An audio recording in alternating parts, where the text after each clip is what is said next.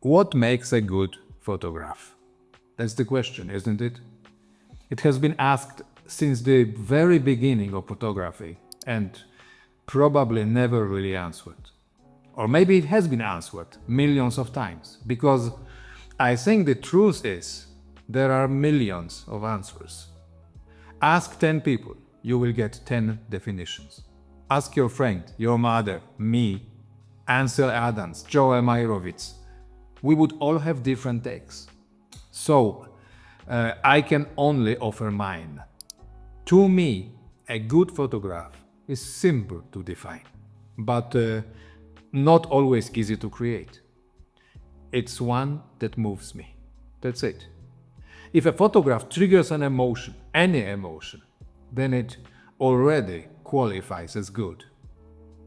That emotion could be anything: nostalgia, joy, discomfort, even anger. If something shifts inside you when you see it, that image matters. Now, some people say if a photo makes you feel disturbed or upset, it's not good. I don't agree. Some of the strongest photographs in history show things that are hard to look at, but they still touch something deep. They provoke, they hold you. Of course, this brings up a key question. Is it the subject itself that moves us, or is it how the photographer portrayed it?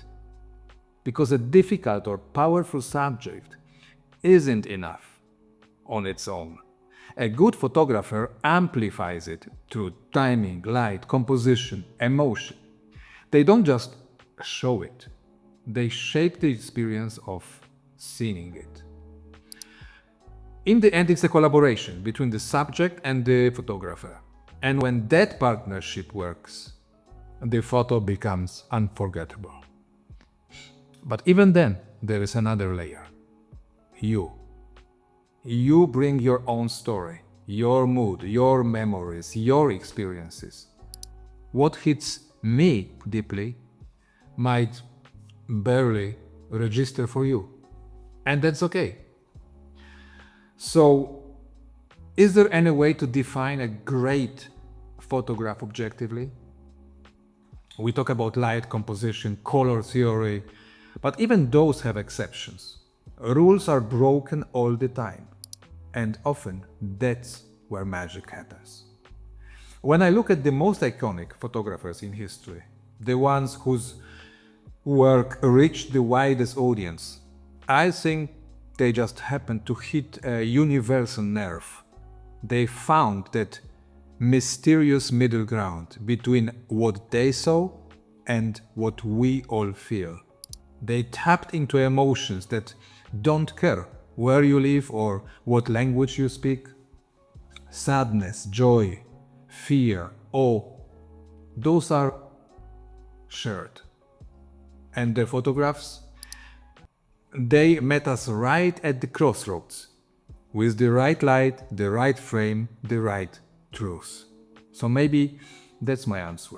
A brilliant photograph is the one you feel is brilliant.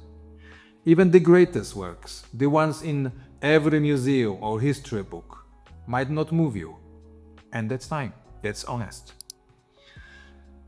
But the reason some images are remembered generation after generation, it's because they struck something almost universal.